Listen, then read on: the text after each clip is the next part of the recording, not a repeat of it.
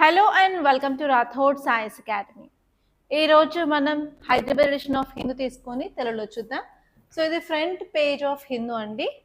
So ఈరోజు important articles ఏంటంటే first వచ్చేసి centre mandates label for photo realistic AI content. So ఈ topic చాలా ఇంపార్టెంట్గా అయితే కనిపిస్తుంది.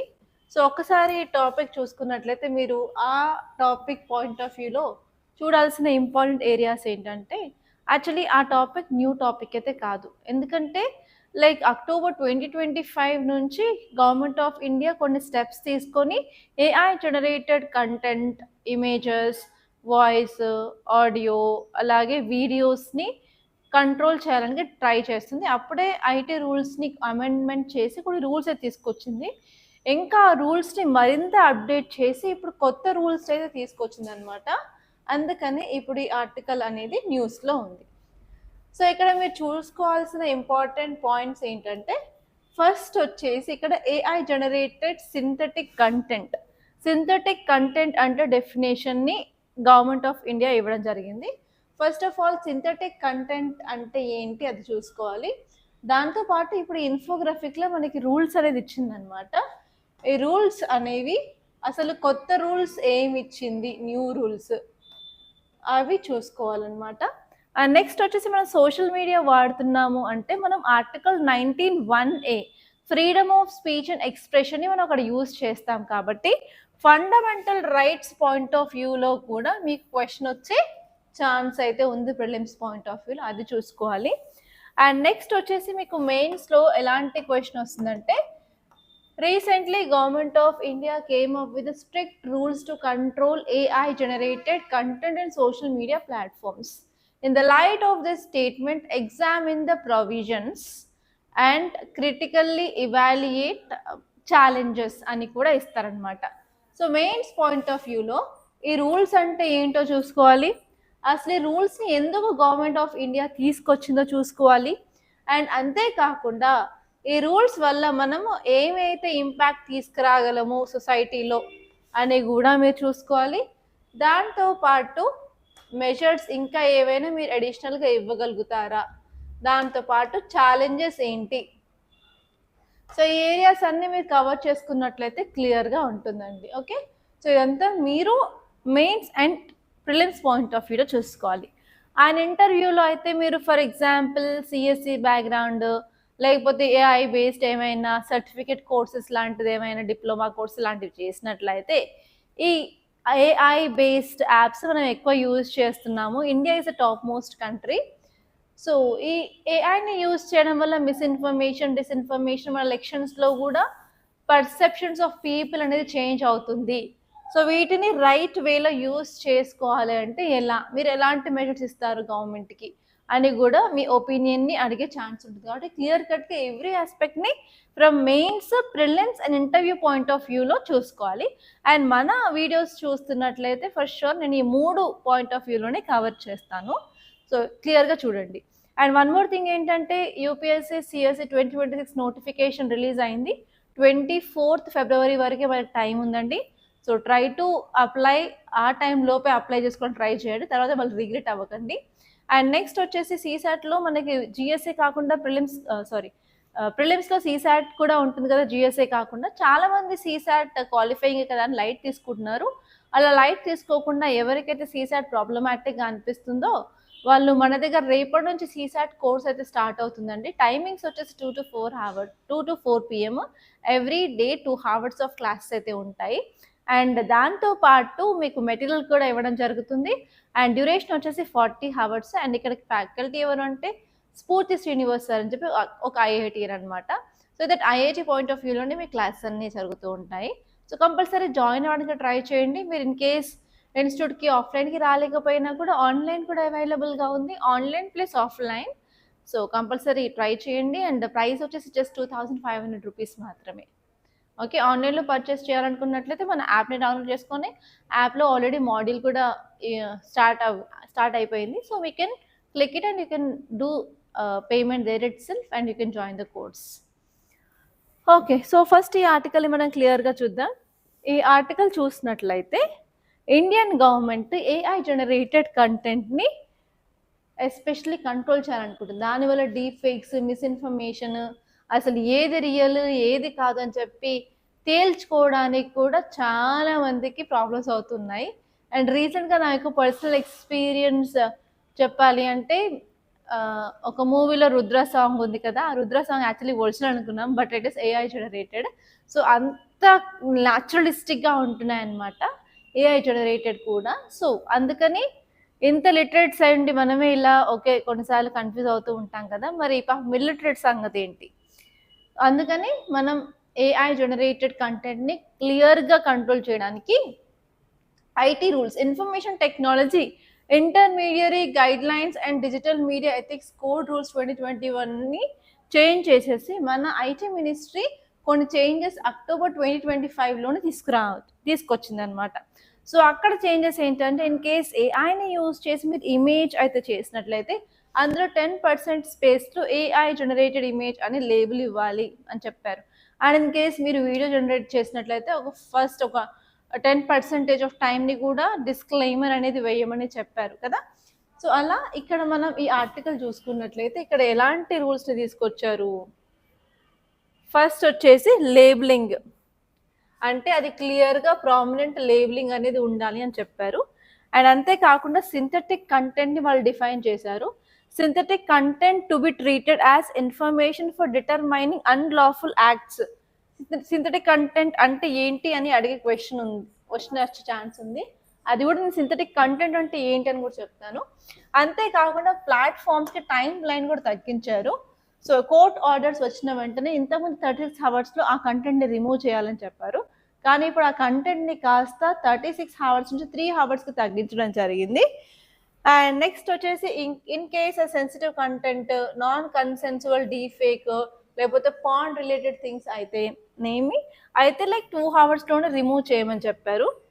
అండ్ అంతేకాకుండా ప్లాట్ఫామ్స్ వాళ్ళ యొక్క యూజర్స్ని కంపల్సరీ ఇలా ఏఐ జనరేటెడ్ కంటెంట్ యూజ్ చేసి వాళ్ళు డీప్ ఫేక్స్ని క్రియేట్ చేసినట్లయితే వాళ్ళ ఇన్ఫర్మేషన్ కూడా డిస్క్లోజ్ చేయాలని చెప్పి కొత్త రూల్స్ అనేవి తీసుకురావడం జరిగిందనమాట. ఇవి కొత్త రూల్స్. సో ఇక్కడ మీకు ఏంటంటే synthetic content is seen recently in news, what it is, select the appropriate option అని చెప్పి ఏబిసిడి ఆప్షన్స్ ఇస్తారు. సో అలా కూడా క్వశ్చన్ ఛాన్స్ ఉంది. కంపల్సరీ సింథటిక్ కంటెంట్ అంటే ఏంటో చూసుకోవాలి. సింథటిక్ కంటెంట్ అంటే ఇట్ ఈస్ జనరేటెడ్ ఆడియో కానివ్వండి, ఇట్ ఈస్ జనరేటెడ్ వీడియో కానివ్వండి, లేకపోతే ఆడియో విజువల్ ఇన్ఫర్మేషన్ ఆర్టిఫిషియల్గా క్రియేట్ చేసి దాన్ని మనం కంప్యూటర్ యూజ్ చేసి మాడిఫై చేసి అది రియలిస్టిక్గా అండ్ అలాగే న్యాచురల్ దానికి ఈ యొక్క జనరేటెడ్ కంటెంట్కి ఎలాంటి డిస్టింగ్విషబుల్ అంటే గుర్తుపట్టలేకుండా ఉంటే వాటిని synthetic content or photo realistic AI generated content అని అంటామన్నమాట. ఓకే, మ్యాండేటరీ లేబరింగ్ గురించి చదువుకున్నాం కదా, టైం చదువుకున్నాము. అండ్ ఈవెన్ ఇంకొక పాయింట్ వాళ్ళు ఏం మెన్షన్ చేశారు అంటే, స్టేట్స్ ఇప్పుడు ఓన్లీ కోర్ట్స్ నుంచి ఆర్డర్ అనే కాకుండా ఈవెన్ మల్టిపుల్ ఆఫీసర్స్ని కూడా వాళ్ళు అపాయింట్మెంట్ చేసేసి వాళ్ళు ఈ సోషల్ మీడియా ప్లాట్ఫామ్స్కి వాళ్ళు క్వశ్చనింగ్ అనేది చేసే అధికారం ఉండొచ్చు అని కూడా వాళ్ళు చెప్పడం జరిగింది. అంతేకాకుండా ఇప్పుడు ఇన్ కేస్ ఏదైనా సోషల్ మీడియా ప్లాట్ఫామ్ నాన్ కంప్లైంట్స్గా ఉన్నట్లయితే మాత్రం వాళ్ళకి స్ట్రిక్ట్ పనిష్మెంట్ అనేది ఇస్తాము అని చెప్పడం జరిగింది.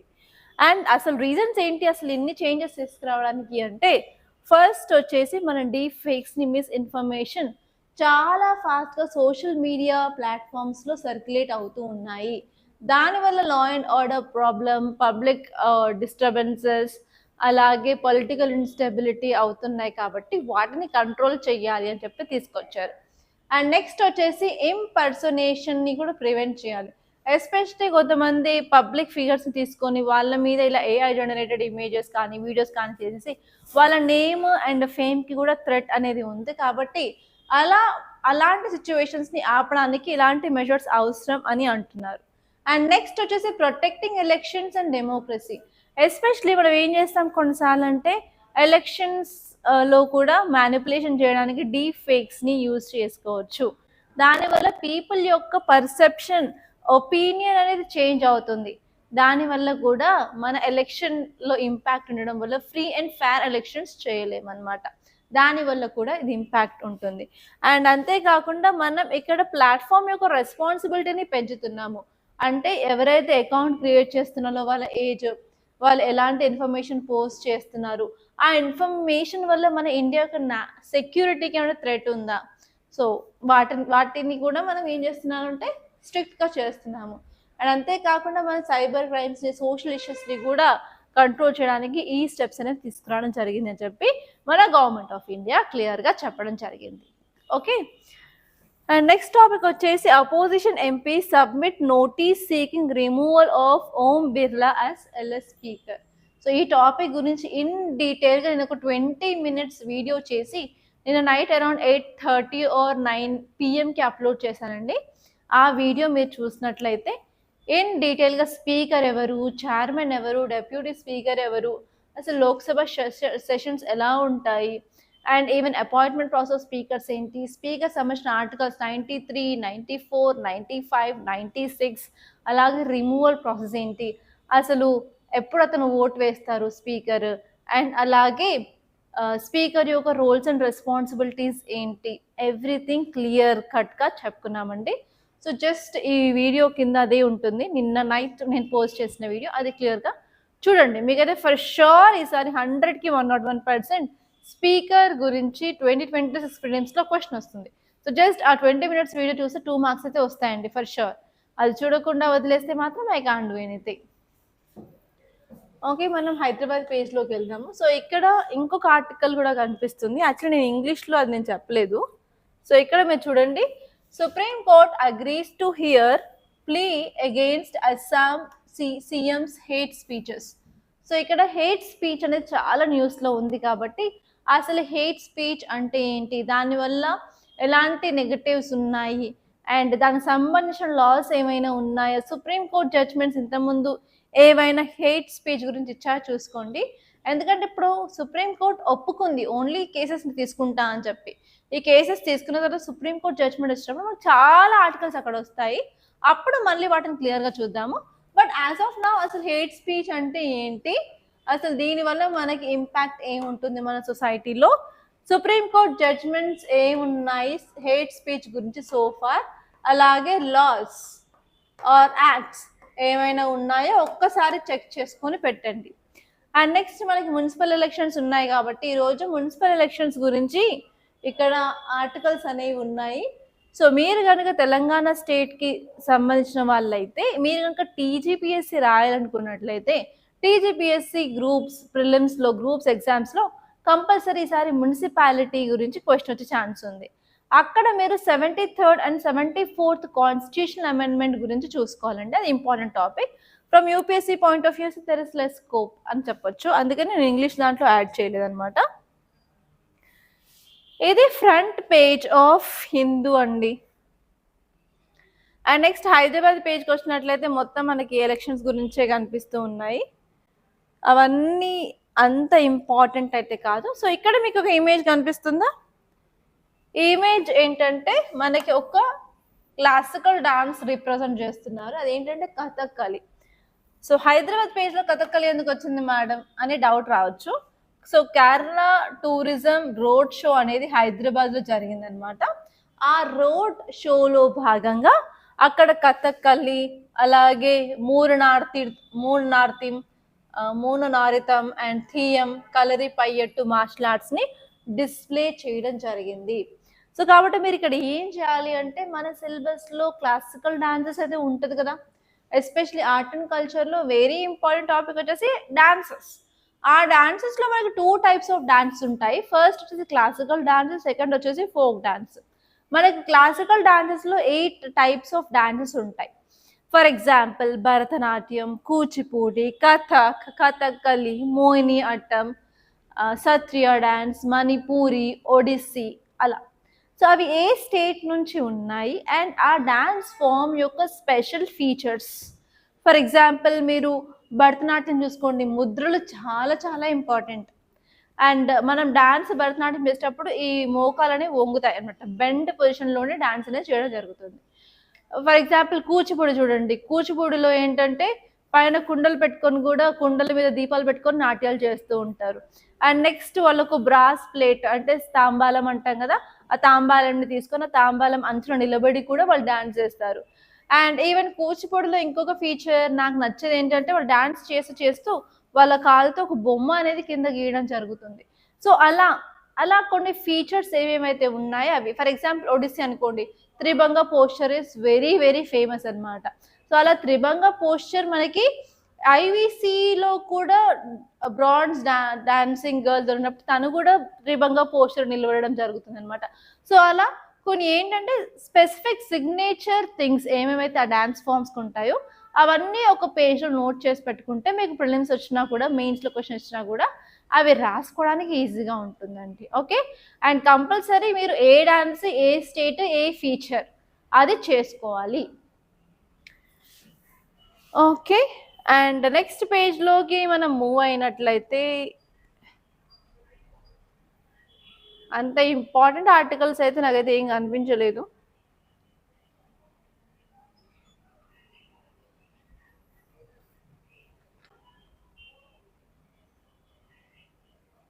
మున్సిపల్ ఎలక్షన్స్ గురించి వాటి సెక్యూరిటీ టైమింగ్స్ అవే ఉన్నాయండి.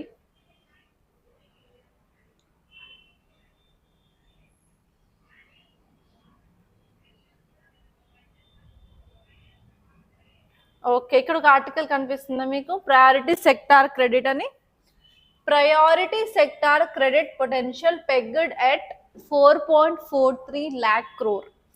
సో ఏంటంటే మనకి బ్యాంకింగ్ చదివినప్పుడు మనకి ప్రయారిటీ సెక్టార్ లెండింగ్ అనే సబ్ టాపిక్ ఉంటుందండి. ప్రయారిటీ సెక్టార్ లెండింగ్ అంటే ఏం లేదు, ఇన్ కేస్ మన బ్యాంక్స్ ఎందుకుంటాయి, మన బ్యాంక్స్లో దగ్గరికి వెళ్ళేసి లోన్స్ తెచ్చుకుంటాం కదా. సో బ్యాంక్స్ ఇచ్చే లోన్స్లో 40% ఆఫ్ లోన్స్ అనేవి ఈ ప్రయారిటీ సెక్టార్కి ఇవ్వాలి అని ఉంటుంది అనమాట. అసలు ఈ ప్రయారిటీ సెక్టార్ అంటే ఏంటి, ఆ ఏరియాలో ఉన్న స్మాల్ అండ్ మార్జినల్ ఫార్మర్స్ అంటే అగ్రికల్చర్ సంబంధించినవి, లేకపోతే ఎస్హెచ్జి వాళ్ళకి సంబంధించి, హెల్త్ సంబంధించి, ఎడ్యుకేషన్ సంబంధించి కొన్ని ఏరియాస్ని ప్రయారిటీగా పెట్టుకొని ఆ ఏరియాస్లో లోన్స్ అనేది ఇవ్వాలి అని ఉంటుంది. ఒక్కసారి ప్రయారిటీ సెక్టార్ లెండింగ్ అంటే ఏంటి, అందులో ఏ ప్రొవిజన్స్ ఉన్నాయి, ఆర్డర్ రాసుకోండి. Increasing order or decreasing order మీద కూడా క్వశ్చన్ వచ్చే ఛాన్స్ ఉంది, ఒకసారి చూసుకోండి. ఓకే, సో ఇది చాలా ఇంపార్టెంట్ టాపిక్ ఫ్రమ్ బ్యాంకింగ్ అనమాట. అండ్ నెక్స్ట్ మనకి ఎడిటోరియల్ పేజ్లోకి వెళ్ళడమే, అంత ఇంపార్టెంట్ ఆర్టికల్స్ అయితే లేవు ఇక్కడ. సో ఈ స్పీకర్ గురించి చెప్పాను, ఒక్కసారి అది క్లియర్గా మీరు చూసుకోండి. అండ్ నెక్స్ట్ నాకు ఒక ఇమేజ్ అయితే కనిపించింది పేపర్లో, ఇదేంటంటే national deworming day celebrations అనమాట. సో ఇక్కడ మీరు ప్లేట్లో చూసినట్లయితే అన్ని ఒక్కొక్క టాబ్లెట్ అయితే కట్ చేసి పెట్టారు. ఈ టాబ్లెట్స్ ఏంటంటే డీ వార్మింగ్ అంటే నార్మల్గా చిన్నపిల్లలు ఏం చేస్తారు, అంత క్లీన్లీనెస్గా మెయింటైన్ చేయరు. సో తినేటప్పుడు కూడా చేయి కడుక్కోకుండా తినడం కానివ్వండి, వాళ్ళ నెయిల్స్లో చూస్తున్నట్లయితే మట్టి అనేది పెరిగిపోవడం, వాళ్ళు ఆడడం అలా చేస్తూ ఉంటారు. కాబట్టి నార్మల్గా ఏమవుతుందంటే అలా క్లీన్గా లేకుండా జస్ట్ అదే చేతులతో కడుక్కోకుండా తినడం వల్ల ఏంటంటే వాళ్ళ కడుపులో నులి పురుగులు, టేప్ వామ్స్ అనేవి తయారవుతాయి అనమాట. ఆ టేప్ వామ్స్ లెంత్ చూసుకున్నట్లయితే 1 మీటర్ నుంచి 3 మీటర్స్ వరకు కూడా లెంత్ అనేది ఉంటుంది. మన ఇంటెస్టైన్, మన పెద్ద పేగుల్లో, చిన్న పేగుల్లో ఉంటాయన్నమాట. సో దానివల్ల ఏమవుతుంది అంటే పిల్లలు ఎంత మంచి ప్రోటీనేషియస్ డైట్, న్యూట్రిషన్ తీసుకున్నా కూడా వాళ్ళ హైట్ వాళ్ళ ఏజ్కి పెరగకపోవడం కానివ్వండి, వాళ్ళ వెయిట్, అలాగే కాగ్నేటివ్ డెవలప్మెంట్ సరిగ్గా లేకపోవడం లాంటివి జరుగుతాయి. సో దానివల్ల ఏంటంటే ఈరోజు పిల్లలే రేపటి సిటిజన్స్ కదా, టుడే చిల్డ్రన్ టుమారో సిటిజన్స్ కాబట్టి వాళ్ళ హెల్త్ అనేది బాగా లేదు, వాళ్ళలో ఎబిలిటీస్ లేవు అంటే ఆబ్వియస్గా మన ఫ్యూచర్ ఆఫ్ ఇండియాని ఎఫెక్ట్ చేస్తుంది. కాబట్టి మన గవర్నమెంట్ డీ వార్మింగ్ డేని మనం చేసుకుంటాం అనమాట. ఈ డే ఏంటంటే ప్రతి సంవత్సరం 2 సార్లు, ఫస్ట్ వచ్చేసి February 10th, సెకండ్ వచ్చేసి August 10th రోజున వాళ్ళకి టాబ్లెట్స్ అనేవి ఇస్తారు. టాబ్లెట్స్ ఏంటంటే అల్బెండజోల్ టాబ్లెట్స్. నాకు తెలిసి మీలో కూడా చాలా మంది వేసుకునే ఉంటారు టాబ్లెట్స్. అంగన్వాడీ సెంటర్స్ వాళ్ళు వచ్చేసి మీ ఇంట్లో ఎంతమంది పిల్లలు ఉన్నారు, ఏజ్ ఎంత ఉన్నారు అని చెప్పి ఎంతమంది పిల్లలు ఉంటే అన్ని టాబ్లెట్స్ ఇస్తారనమాట. దాని పేరే అల్బెండజోల్.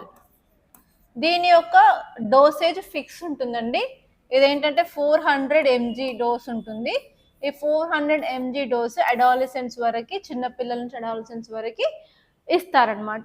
ఇది 6 మంత్స్‌కి ఒకసారి, అంటే ఆగస్ట్ 10th అయిపోతే మళ్ళీ ఫిబ్రవరి 10th ఈ 2 డేట్స్‌ని ఫిక్స్ చేసుకొని ఇవ్వడం జరుగుతుందనమాట. దానివల్ల ఏంటంటే ఈ అల్బెండజోల్ వేసుకున్న తర్వాత కడుపులో ఉన్న టేప్ ఫార్మ్స్ చనిపోయి అవి బయటకు వెళ్ళిపోతాయన్నమాట. దాని తర్వాత నుంచి పిల్లలు హెల్త్‌గా ఉంటారు. అండ్ వాళ్ళు తిన్నది పౌష్టికాహారం వాళ్ళ బాడీకే సరిపోతుందనమాట.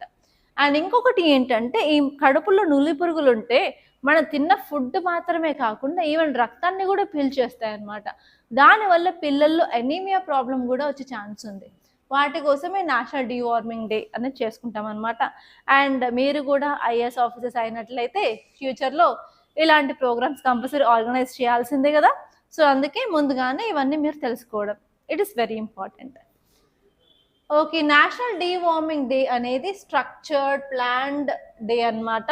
ఇక్కడ డిఫరెంట్ మినిస్ట్రీస్ అనేవి కోఆర్డినేట్ చేసి స్టాండర్డైజ్డ్ డ్రగ్ అడ్మినిస్ట్రేషన్‌ని చేయడం జరుగుతుంది. ఇక్కడ ఎంటైర్ నేషన్‌ని కవర్ చేయడం అయితే చేస్తారు. అండ్ ఇది బై యాన్యువల్ ప్రోగ్రామ్ అన్నమాట. అంటే సంవత్సరానికి 2 సార్లు చేస్తారు. ఒకటొచ్చేసి ఫిబ్రవరి 10th, ఇంకోటొచ్చేసరికి August 10th. And next target age group ఎవరిని టార్గెట్ చేస్తాము అంటే మనం చిన్న పిల్లల నుంచి, అంటే 1 year పిల్లల నుంచి 19 years పిల్లల వరకు మనం టార్గెట్ చేస్తాము. వాళ్ళు వెళ్ళే స్కూల్లో కానివ్వండి, గవర్నమెంట్ స్కూల్స్, కాలేజెస్‌లో, అంగన్వాడీ సెంటర్స్‌లో ఈ యొక్క టాబ్లెట్స్ అనేవి పంచుతారు. ఇదేంటంటే ఫ్రీ అల్బెండజోల్ టాబ్లెట్ డిస్ట్రిబ్యూషన్ చేస్తారు. ఇదేంటంటే WHO అప్రూవ్ చేసిన డ్రగ్ అన్నమాట. ఈ టాబ్లెట్స్‌ని ఫ్రీగా అందరికి ఇవ్వడం జరుగుతుంది.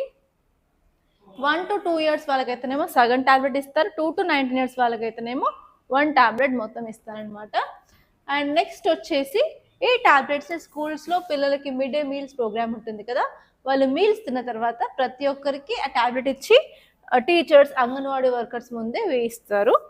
అండ్ ఇన్ కేస్ ఆ రోజు వాళ్ళు స్కూల్‌కి వెళ్ళలేదు, ఆబ్సెంట్ అయ్యారనుకోండి, ఫిబ్రవరి 16th కూడా ఇంకొకసారి ప్లాన్ అయితే చేసేసి అందరికీ ఇవ్వడానికైతే వాళ్ళు ట్రై చేస్తారనమాట.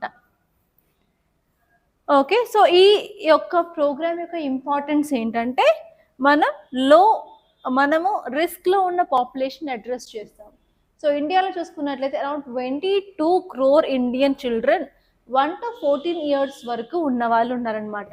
వాళ్ళకి ఇలాంటి టేప్ వార్మ్ రిస్క్ అనేది, ఇన్ఫెక్షన్స్ అనేవి ఎక్కువగా ఉంటాయి. సో, వాళ్ళని మనం ఒక టార్గెట్ చేసి వాళ్ళకి టాబ్లెట్లు అనేది ఇస్తుంటాము.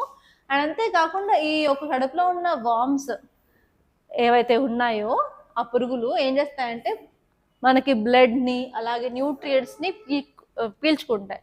దానివల్ల పిల్లల్లో ఐరన్ డెఫిషియన్సీ అనీమియా అనేది వస్తది. కాబట్టి అనీమియాని మనం ప్రివెంట్ చేయొచ్చు అన్నమాట.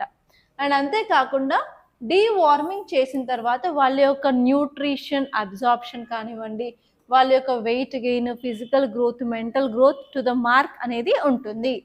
అండ్ అంతేకాకుండా ఇన్ కేస్ పిల్లలు ఎంత తిన్నా కూడా వాళ్ళకి ఒంటికి పట్టకుండా, వెయిట్ పెరగకుండా, హైట్ పెరగకుండా ఉంటే ఏమవుతుంది, నార్మల్‌గా వాళ్ళకి ఎనర్జీ అనేది ఎక్కడి నుంచి వస్తుంది? ఎనర్జీ లేకపోవడం వల్ల క్లాస్‌లో వాళ్ళు యాక్టివ్‌గా ఉండలేరనమాట. సో, ఆ ప్రాబ్లమ్‌ని అడ్రెస్ చేయడానికి మనం ఈ ప్రోగ్రామ్‌ని తీసుకురావడం జరిగింది. అండ్ అంతేకాకుండా ఈ ప్రోగ్రామ్ అనేది చాలా స్టేట్స్‌లో చాలా సక్సెస్‌ఫుల్‌గా ఇంప్లిమెంటేషన్ అయింది. సక్సెస్‌ఫుల్‌గా మనకు రిజల్ట్స్ కూడా వచ్చాయన్నమాట. అవి ఏ స్టేట్స్ అంటే బీహార్, మధ్యప్రదేశ్, రాజస్థాన్, తెలంగాణ అండ్ త్రిపుర. అండ్ అంతేకాకుండా మనం ఏంటంటే అందరికీ హెల్త్ కేర్ యాక్సెస్‌ని కూడా ఇవ్వడానికి ఇది యూస్‌ఫుల్‌గా ఉంటుంది. చిల్డ్రన్ ఇర్రెస్పెక్టివ్ ఏ సోషియో ఎకనామిక్ కండిషన్స్‌కి ఆర్ ఎల్స్ బ్యాక్‌గ్రౌండ్ ఉన్నప్పటికీ కూడా గవర్నమెంట్ అనేది ఫ్రీ అల్బెండజోల్ టాబ్లెట్స్ అనేది ప్రొవైడ్ చేస్తుంది. దాని ద్వారా మనం లాంగ్ టర్మ్‌లో human capital gains, better productivity, education outcomes, national డెవలప్‌మెంట్‌ని మనం ప్రమోట్ చేయడానికి వీలుగా ఉంటుందన్నమాట. సో, ఈ పాయింట్స్ అన్నీ మీరు గుర్తుపెట్టుకోవాలి.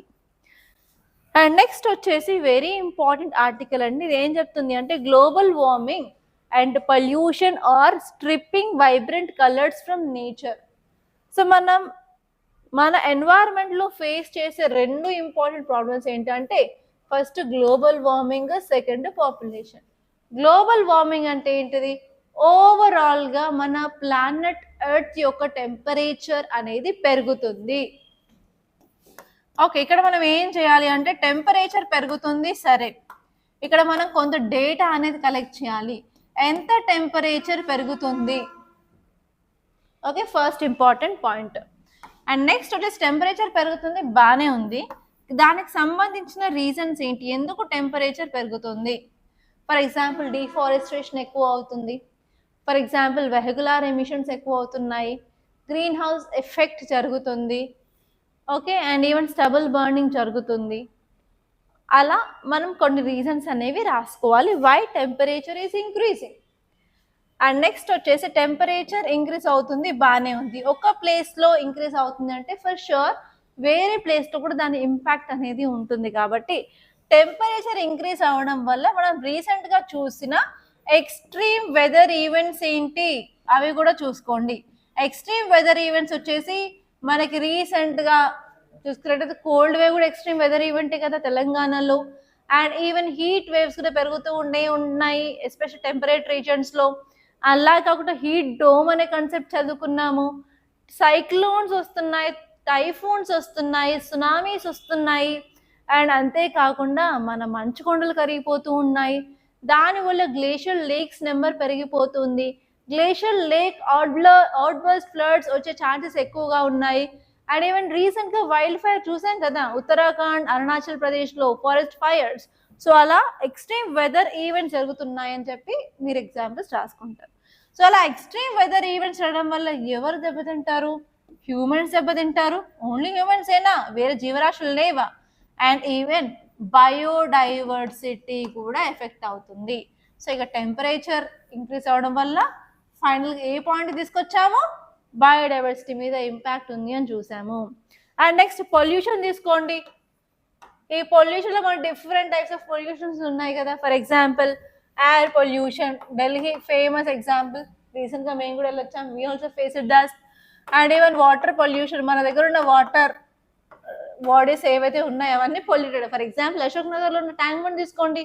ఫర్ ఎగ్జాంపుల్ అశోక్ నగర్లో పారుతున్న నాలా చూసుకోండి. Musi river in Hyderabad best example. అక్కడెక్కడో యమునా కంటే హైదరాబాద్ కూడా చాలా ఎగ్జాంపుల్స్ ఉన్నాయి కదా. సో వాటర్ పొల్యూషన్ ఉంది. Noise pollution, especially Ganesh Chaturthi టైంలో, నవరాత్రీస్ టైంలో వీ కెన్ ఎక్స్పీరియన్స్ దట్. ఆ టైంలోనే కాకుండా జస్ట్ సిగ్నల్స్ దగ్గర ఒక 10 నిమిషాలు వెయిట్ చేయండి, చిల్లులు పడేటట్టు ఉంటాయి కదా. సో అలా నాయిస్ పొల్యూషన్ అవుతుంది. అండ్ రీసెంట్గా కొత్త టైప్ ఆఫ్ పొల్యూషన్ చూస్తున్నాము, ఏంటంటే లైట్ పొల్యూషన్ కూడా అవుతుంది. ఇప్పుడు ఎల్ఈడి లైట్స్, ఆ లైట్స్, ఈ లైట్స్ అని చెప్పి. ఇంతకుముందు రాత్రి అరౌండ్ మీరు పల్లెటూరులోకి వెళ్ళినట్లయితే రాత్రి అరౌండ్ 8-8:30కి చిమ్మ చీకటి, అసలు ఎట్లాంటి లైట్స్ ఉండేవి కాదు. ఫర్ ఎగ్జాంపుల్ నేను ఒక 20 years back, 25 to 30 years back వెళ్ళినట్లయితే, నా చిన్నప్పుడైతే అసలు మా నాన్నమ్మ వాళ్ళ ఇంట్లో మాత్రం ఓన్లీ 4 దీపాలే ఉండేవి, అసలు లైట్స్ కూడా ఉండకపోయేది. నో లైట్స్, ఓన్లీ 4 దీపాలు. అవి కూడా ఏంటంటే ల్యాంటర్న్స్ అని అంటారు కదా, కిరోసిన్ పోసి ఒత్తేసి దీపం పెడతారు కదా, ఆ దీపాలు 4 ఉండేది. ఇప్పుడు నైట్ 11 అయినా కూడా ప్రతి ఇంట్లో లైట్ లాగే ఉంటూనే ఉన్నాయి. మా అయితే కరెంట్ బిల్ కడతాము అంతే కదా. సో అలా అని చెప్పి, సో ఇప్పుడు ఏం చేస్తున్నాము అంటే వాటర్ బాడీస్ దగ్గర, చెరువుల దగ్గర కూడా మనం లైట్స్ అనేది పెట్టడం వల్ల వాటి యొక్క రీప్రొడక్షన్ కూడా ఎఫెక్ట్ అవుతుంది అని చెప్పి కొన్ని రిపోర్ట్స్ వచ్చాయి. ఎందుకంటే లైట్ పొల్యూషన్ ఎక్కువ అవుతుంది అని చెప్పి. సో అలా ఏమవుతుందంటే ఇలాంటి పొల్యూషన్ అవ్వడం వల్ల ఓన్లీ హ్యూమన్స్ మీద మాత్రమే ఇంపాక్ట్ ఉండదు, ఈవెన్ యానిమల్స్ అండ్ ప్లాంట్స్ మీద కూడా ఇంపాక్ట్ ఉంటుంది. Overall biodiversity is getting affected అని చెప్పి ఈ ఆర్టికల్లో చెప్పారనమాట. సో ఇక్కడ కొన్ని ఎగ్జాంపుల్స్ అయితే ఇచ్చారు, నేను అవి చెప్తాను, just please make a note of it. Okay, temperature increase అవ్వడం గ్లోబల్ వార్మింగ్ వల్ల ఏంటంటే లాస్ ఆఫ్ హ్యాబిటాట్స్ అవుతున్నాయి. అండ్ ఈవెన్ పొల్యూషన్ వల్ల కూడా ఇకలాజికల్ డిస్కలరేషన్ అనేది అవుతుంది అని చెప్పాయి. సో ఇక్కడ మీరు ఈ ఇమేజ్ చూసుకున్నట్లయితే సింపుల్గా ఇది ఏ ఇమేజ్ అంటే కోరల్ రీఫ్స్ కదా. సో కోరల్ రీఫ్స్ ఫామ్ అవ్వడానికి కొన్ని కండిషన్స్ అయితే సాటిస్ఫై అవ్వాలి. అవి ఏంటంటే first of all temperature 25 degrees 25 to 27 degrees ఉండాలా, దానికంటే ఎక్కువ ఉంటే మాత్రం అవి అక్కడ బతకలేవు అని. సో అలా ఇప్పుడు ఏమవుతుంది, 27 కంటే టెంపరేచర్ పెరుగుతూ ఉంది, గ్లోబల్ వార్మింగ్ అవుతుంది అని చెప్తున్నారు. అండ్ నెక్స్ట్ వచ్చేసి వాటర్ పొల్యూషన్ లేకుండా ఫ్రీగా, టర్బిడ్ ఫ్రీగా, నీట్గా ఉండాలి. సో మనం ఏం చేస్తున్నాం, ఇండస్ట్రీస్ నుంచి వచ్చే చెత్త చెదారం, మనం యూజ్ చేసే సీవేజ్, వేస్ట్ వాటర్ అంతా వాటర్ బాడీస్లోకి వెళ్తుంది కదా. So are we maintaining good clean water? No. And next వచ్చేసి మనం కార్బన్ డైఆక్సైడ్ ఎక్కువ రిలీజ్ చేస్తూ ఉన్నాం, ఎమిషన్స్ ఎక్కువ అయ్యాయి. అవి ఎక్కడ అబ్జర్వ్ అవుతాయి? ట్రీస్ తీసుకుంటాయి, లేకపోతే ఓషన్స్ తీసుకుంటాయి. ఓషన్స్ అవి అబ్జర్వ్ చేసుకోవడం వల్ల ఏమవుతుంది? కార్బోనిక్ యాసిడ్ పెరుగుతుంది వాటర్లో. దానివల్ల ఓషన్ ఎసిడిఫికేషన్ అవుతుంది. ఓషన్ యాసిడ్ వాటర్లో జీవరాశులు ఉంటాయా? No, that is the same thing. So అలా ఏంటంటే కోరల్ బ్లీచింగ్ అనేది అవుతుంది అని చెప్పి ఒక ఎగ్జాంపుల్ ఇచ్చారు. సో మీరు ఒక్కసారి గూగుల్లో కోరల్స్ అని కొట్టండి, మీకు ఎంత కలర్ఫుల్ ఇమేజెస్ వస్తాయంటే red colour, green colour, yellow colour, pink colour, అలా డిఫరెంట్ కలర్స్లో బాగుంటాయి. కానీ ఇక్కడ చూడండి, పాప మా సూజాంతల్లో ఇందులో నుంచి ఎక్స్పెల్ అయిపోయిన తర్వాత అవన్నీ జస్ట్ ఓన్లీ కార్బోనేట్ షెల్స్ లాగానే ఉండి పేల్ వైట్గా అయిపోయాయి. ఈ కాన్సెప్ట్ని కోరల్ బ్లీచింగ్ అని అంటామన్నమాట. ఓకే, అండ్ నెక్స్ట్ ఎగ్జాంపుల్ ఇక్కడ ఏమి ఇచ్చారు అంటే, ఎస్, టెంపరేట్ రీజన్స్లో హీట్ వేవ్స్ పెరగడం వల్ల అక్కడ డ్రాగన్ ఫ్లై పాపులేషన్స్ అలాగే లేడీ బర్డ్స్ అనేవి ఇంపాక్ట్ అయ్యాయి అని చెప్పి ఇంకొక ఎగ్జాంపుల్ అయితే ఇచ్చారండి. అండ్ నెక్స్ట్ వచ్చేసి ఏంటంటే టెంపరేచర్ ఇంక్రీజ్ అవడం వల్ల మనకి ఎక్కువ సన్ రైజ్ రావడం వల్ల మన మెలనిన్ అనేది యాక్టివేట్ అవుతుంది. సో ఎస్పెషల్లీ ఆఫ్రికన్ పీపుల్ చూసుకున్నట్లయితే ఆ ఏరియాలో ఎండ ఎక్కువ ఉంటుంది కాబట్టి మనకి dark colour skin tone people కనిపిస్తారు. సో మనం యూరోపియన్ కంట్రీస్కి వెళ్ళినట్లయితే, టెంపరేట్ రీజన్స్కి వెళ్ళినట్లయితే తక్కువ సన్లైట్ కాబట్టి తక్కువ మెలనిన్ యాక్టివేట్ ఉంటుంది కాబట్టి పీపుల్ వైట్ టోన్లో ఉంటారు. సో అలాగే ఇక్కడ ఏమవుతుందంటే melanin pigments changing of colour అనేది అవుతుంది అని ఇచ్చారు. అండ్ దాని కింద చాలా insects, lady birds, dragon flies కూడా చనిపోతున్నాయి హీట్ వేవ్స్ వల్ల టెంపరేట్ రీజన్స్లో అని చెప్పి ఇంకొక ఎగ్జాంపుల్ అయితే ఇచ్చారు. అండ్ దీంతో పాటు మనం కొన్ని ఎగ్జాంపుల్స్ రాసుకోవచ్చు. అదేంటంటే నికోబార్ ఐలాండ్ డెవలప్మెంట్ ప్రాజెక్ట్లో భాగంగా మనం ట్రీస్ని కొట్టేస్తే అక్కడ ఉన్న నికోబార్ మెగాపోడ్ అంతరించిపోతుంది అని, అలాగే లెదర్ బ్యాక్ టర్టిల్స్ అంతరించిపోతాయి అని చెప్పి, అలాగే ట్రీ ష్రూ కూడా చచ్చిపోయే ఛాన్సెస్, ఎక్స్టెంట్ అయ్యే ఛాన్సెస్ ఉన్నాయని చెప్పి చాలా చదువుకున్నాం కదా, ఆ ఎగ్జాంపుల్ కూడా మీరు రాసుకోవచ్చు అనమాట. అండ్ నెక్స్ట్ వచ్చేసరికి కోరల్ బ్లీచింగ్ ఈవెంట్స్ మనం చాలా చూస్తున్నాము, ఎస్పెషల్ 2025లో గల్ఫ్ ఆఫ్ మన్నార్ రీజన్లో, పాక్ బేలో, లక్షద్వీప్లో, అండమాన్ అండ్ నికోబార్లో, గల్ఫ్ ఆఫ్ కచ్లో అని కూడా ఇక్కడ ఎగ్జాంపుల్ అయితే ఇవ్వడం జరిగింది. ఓకే, కానీ ఇక్కడ ఒక మంచి విషయం అయితే చెప్పారు. మంచి విషయం ఏంటంటే అమెజాన్ ఫారెస్ట్లో రీజనరేషన్ న్యాచురల్గా స్టార్ట్ అవుతుంది. అండ్ న్యాచురల్ రీజనరేషన్ వల్ల అక్కడ బటర్ఫ్లై కలర్ఫుల్గా కనిపిస్తున్నాయి అని ఒక మంచి పాయింట్ అయితే చెప్పారనమాట. సో ఇది ఈ టాపిక్ గురించి ఇన్ డీటెయిల్గా.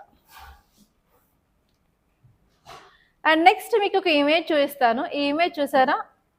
ఈ ఇమేజ్లో మనం ఫోకస్ చేయాల్సింది ఏంటంటే ఈ బ్రైట్ గ్రీన్ కలర్ మీద అనమాట. సో ఈ ఫెనామినాని మనం ఏమంటాము అంటే అరోరాస్ అని అంటాం అనమాట. సో నార్మల్గా మనకి పోల్స్ ఉంటాయి కదా, ఇప్పుడు ఎర్త్ తీసుకున్నట్లయితే ఇది ఎర్త్ అనుకోండి, ఇక్కడ మనకి నార్త్ పోల్ ఉంటుంది, ఇక్కడ మనకి సౌత్ పోల్ ఉంటుంది కదా. ఈ సౌత్ పోల్ నార్త్ పోల్ దగ్గర ఏంటంటే కొన్నిసార్లు మనం ఇలా లైట్స్ అనేవి చూస్తాం. ఆ లైట్స్ కూడా నేను డ్రా చేయడానికి ట్రై చేస్తాను, అది వస్తుందో రాదో I don't know, but I will try.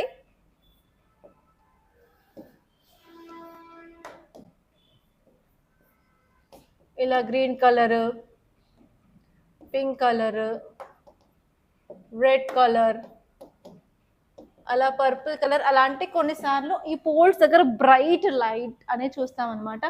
So మీరు హైలైటర్స్ యూజ్ చేస్తారు కదా, హైలైటర్లో radium yellow, radium green, radium blue, pink, orange, so అలాంటి కలర్స్ ఆఫ్ లైట్స్ అనేది మనం నార్త్ అండ్ సౌత్ పోల్ దగ్గర చూస్తాము. వాటిని మనం ఏమంటాము అంటే అరోరాస్ అంటాము. నార్త్ పోల్ దగ్గర ఉంటే దాన్ని అరోరా బొరియాలిస్ అని అంటాము.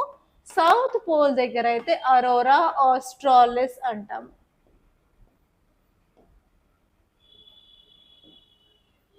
సో మీరు దీన్ని ఎలా గుర్తుపెట్టుకుంటారు అంటే, ఇక్కడ మనకు ఆస్ట్రేలియా ఉంటుంది కదా సౌదర్న్ రీజన్లో, ఆస్ట్రేలియా సదర్న్ హెమిస్ఫియర్లో కాబట్టి అరోరా ఆస్ట్రాలిస్ అని గుర్తుపెట్టుకున్నాం. ఆస్ట్రాలిస్ అంటే మీనింగ్ వచ్చేసి సౌత్ అనమాట.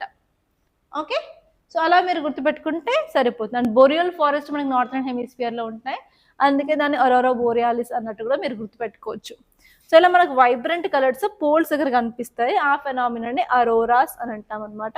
సో ఇక్కడ ఈ ఇమేజ్ చూపించింది ఏంటంటే అరోరా బోరియాలిస్, అంటే నార్థరన్ హెమిస్ఫియర్ దగ్గర మనకి బ్రైట్ గ్రీన్ కలర్ కనిపించడం జరిగింది అనమాట. అసలు ఈ ఫెనామినా ఏంటి, ఎలా ఫామ్ అవుతుంది అంటే మనకు సన్ నుంచి ఇన్సులేషన్ వస్తుంది కదా, హీట్ అనేది వస్తుంది, అవి చార్జ్డ్ పార్టికల్స్ అనమాట. ఆ చార్జ్డ్ పార్టికల్స్ ఏం చేస్తాయి అంటే మన పోల్స్ దగ్గర ఉన్న మ్యాగ్నెటిక్ ఫీల్డ్లో మన అట్మాస్ఫియర్లో ఉన్న డిఫరెంట్ గ్యాసెస్ తోటి ఇంటరాక్ట్ అవుతాయి. ఇంటరాక్ట్ అయినప్పుడు ఆ చార్జ్ పార్టికల్స్ ఆ మ్యాగ్నెటిక్ ఫీల్డ్లో ట్రాప్ అయ్యి అవి ఏంటంటే అక్కడ ఉన్న అట్మాస్ఫియర్లో ఉన్న గ్యాసెస్తో రియాక్ట్ అయ్యి ఆ లైట్ని ఎమిట్ చేస్తాయి అన్నమాట. ఫర్ ఎగ్జాంపుల్ ఆ చార్జ్డ్ పార్టికల్స్ ఆక్సిజన్తో కొలైడ్ అయితే మనకు గ్రీన్ కలర్ అనేది వస్తుంది లైట్. ఇఫ్ ఇన్ కేస్ అవి నైట్రోజన్తో రియాక్ట్ అయితే మాత్రం మనకు బ్లూ అండ్ పర్పుల్ షేడ్స్లో కనిపిస్తుంది అనమాట. Clear? And next very important article ఏంటంటే new beginnings the end of start should prompt discussions on wider and equal terms. Actually topic February 6th 7th news పేపర్లో వచ్చింది, బట్ ఆ టైంలో ఏంటంటే వరల్డ్ పేపర్లో వచ్చింది అనమాట. బట్ ఐ ఇగ్నోర్డ్, బట్ ఈసారి ఇందులో వచ్చింది కాబట్టి చెప్తున్నాను. It is very important. అందుకని ఏంటంటే మీరు ఏదైనా న్యూస్ ఛానల్ని ఫాలో అవుతున్నట్లయితే కంటిన్యూస్గా అదే ఛానల్ని ఫాలో అవుతే మాకు తెలుస్తుంది అనమాట, ఏ టాపిక్ మిస్ చేసాము, ఏ టాపిక్ కవర్ చేయలేదు, ఏ టాపిక్ ఎంత డెప్త్లో చెప్పాలి అని చెప్పి మీకు అదే ఫ్లోలో చెప్తాం. కాబట్టి కంపల్సరీ మీరు ఏ ఛానల్ అయితే ఫాలో అవుతున్నారో ఆ ఛానల్ని కంటిన్యూస్గా ఫాలో అవ్వండి, సో దట్ ఎలాంటి మిస్సింగ్ ఆఫ్ ఆర్టికల్స్ అయితే మీకు ఉండదన్నమాట. So it is my request. So అసలు ఈ ఆర్టికల్ ఏం చెప్తుంది అంటే స్టార్ట్ ట్రీటీ గురించి చెప్తుంది అనమాట. సో ఈ ఆర్టికల్ అర్థం కావాలి అంటే మనం వరల్డ్ వార్ ఎప్పుడు జరిగిందండి, వరల్డ్ వార్ దగ్గరికి వెళ్దాం. ఓకే, మన వరల్డ్ వార్ 2 అనేది 1945లో ఎండ్ అయింది కదా. ఆ వరల్డ్ వార్ 2లో ఏం జరిగింది, యుఎస్ వచ్చేసి జపాన్లో అటామిక్ బాంబ్స్ని విసిరింది. ఏ ఏరియాస్లో? నాగసాకి అండ్ హిరోషిమా ఏరియాస్లో బాంబ్ దాడి అనేది చేసింది. దాని తర్వాత ఏమైంది, రిలైజ్ అయ్యారంటే ఓకే అటామిక్ బాంబ్స్ని యూజ్ చేసి మ్యాసివ్ డిస్ట్రక్షన్ జరుగుతుందని చెప్పి రియలైజ్ అయ్యారు. సో 1945 తర్వాత 1960లో వరల్డ్ మొత్తం కోల్డ్ వార్ ఎరాలో ఉన్నారనమాట. ఆ టైంలో 2 పవర్ బ్లాక్స్ అయితే ఫామ్ అయ్యాయి కదా. అవి ఏంటంటే ఒక సైడ్ యుఎస్ అయితే ఇంకొక side Soviet Russia, USSR. So ఆ టైంలో ఈ 2 కంట్రీస్ అనేవి చాలా పవర్ఫుల్ అండ్ బిగ్ కంట్రీస్. అప్పుడు ఏం చేశాయంటే అవి ఇలా న్యూక్లియర్ వెపన్స్, ఆర్సనల్స్, బాంబ్స్, మిసైల్స్ అవి ఇవి అనుకుంటే ఒక రేంజ్లో ఫాస్ట్గా వీటి మీద ఫోకస్ చేసి డెవలప్మెంట్ అనేది చేయడం చేశారనమాట. సో డెవలప్మెంట్స్ అవుతున్నాయి. అండ్ ఆల్రెడీ ఒక లెసన్ మనం ఇక్కడ లెర్న్ చేసాం, ఏంటంటే అటామిక్ బాంబ్ యూజ్ చేయడం వల్ల నాగసాకి అండ్ హిరోషిమాలో చాలా ఎఫెక్ట్ అయ్యింది అని చెప్పి. సో అందుకని వీటి యొక్క ఆర్మ్స్ రేస్ని స్టాప్ చేయడానికి తీసుకొచ్చిన ట్రీటీనే స్టార్ట్ ట్రీటీ అనమాట. దీని యొక్క ఫుల్ ఫామ్ ఏంటంటే స్ట్రాటజిక్ ఆర్మ్స్ రిడక్షన్ ట్రీటీ అనమాట. స్టార్ట్ ట్రీటీ అంటే స్ట్రాటజిక్ ఆర్మ్స్ రిడక్షన్ ట్రీటీ.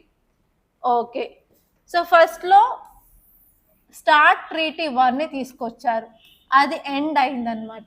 అది ఎండ్ అయిన తర్వాత SORT ఓకే SORTని నెక్స్ట్ సెకండ్ ట్రీటీని తీసుకొచ్చారు, అది కూడా ఎండ్ అయింది. దాని తర్వాత న్యూ స్టార్ట్ ట్రీటీని తీసుకొచ్చారు. ఈ న్యూ స్టార్ట్ ట్రీటీని స్టార్ట్ 2 అని కూడా అంటారనమాట. రీసెంట్గా ఈ స్టార్ట్ 2 ట్రీటీ ఏమైందంటే February 5th 2026న దీని యొక్క వ్యాలిడిటీ అయిపోయింది.